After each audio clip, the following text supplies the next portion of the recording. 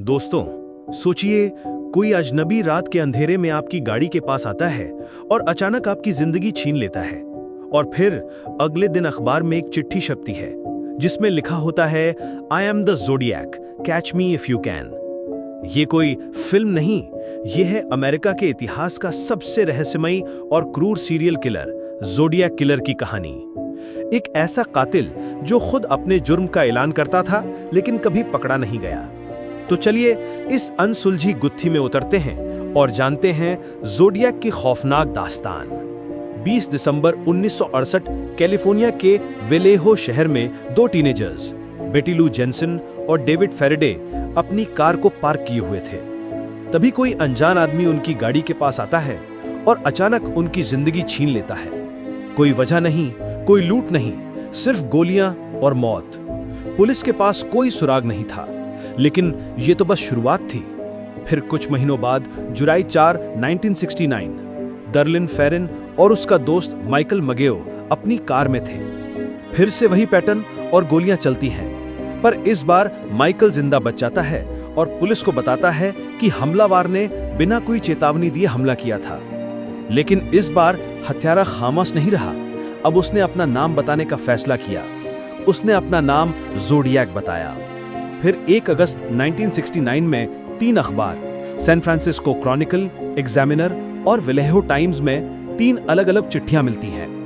हर चिट्ठी में एक हिस्सा होता है, एक सिफर, एक कोड जो दावा करता है कि अगर कोई इसे सुलझा ले तो वो उसकी पहचान जान सकता है। इन चिट्ठियों के अंत में लिखा था, this is the zodiac speaking. एक सीरियल किलर जो हत्या करता है, फिर खुद ही चिट्ठी भेजता है और पुलिस को चुनौती देता है। उसका 408 सिंबल साइफर एक स्कूल टीचर दंपति ने सुलझा लिया। उसमें लिखा था, I like killing people because it is so much fun. लेकिन उसका नाम उसमें नहीं था। उसने एक और कोड भेजा 340 सिंबल्स का। आज तक FBI भी उसे पूरी तरह से डिकोड नहीं कर पाई है।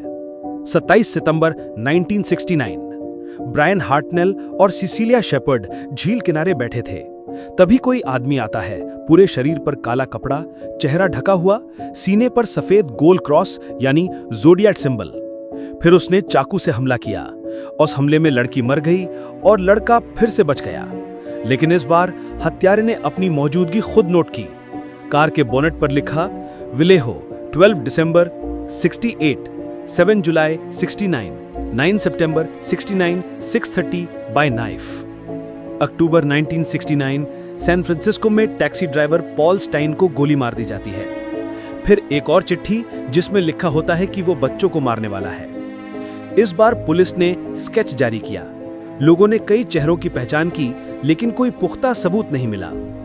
एक शख्स जिसका नाम बार बार सामने आता है, आर्थर ली एलन। उसके पास हथियार था, टाइपराइटर था, ज़ोडिएक घड़ी थी और हिंसक व्यवहार भी।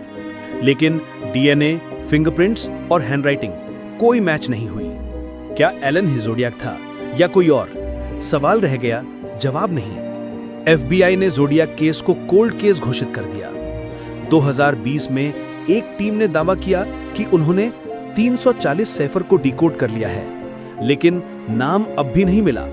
कुछ यूट्यूबर्स, कुछ रेडिट यूजर्स और कुछ एक्स पुलिस अफसर अब भी तहकीकात कर रहे हैं। 50 साल, 5 कंफर्म मर्डर्स, 37 का दावा और कोई नाम नहीं। एक कातिल जो आज भी इंटरनेट पर गूंजता है। आप क्या सुलझा सकते हैं ज़ोडिएक का रहस्य? दोस्तों, ऐसा शायद ही कोई केस हो जिसमें पुलिस, FBI और जनता सभी ने साथ मिलकर कोशिश की हो, फिर भी कातिल आजाद घूम रहा हो। ज़ोडिएक एक ऐसा नाम जो आज भी डराता है। आपको क्या लगता है, क्या कभी ज़ोडिएक पकड़ा जाएगा? कमेंट में अपनी राय जरूर दें और चैनल को सब्सक्राइब करना न भूलें और बेल आइकन दबाना न भूलें ताकि अगली कहानी आपसे छूटे नहीं। तो मिलते हैं ऐसी ही किसी और अनसॉल्व्ड रियल केस के साथ।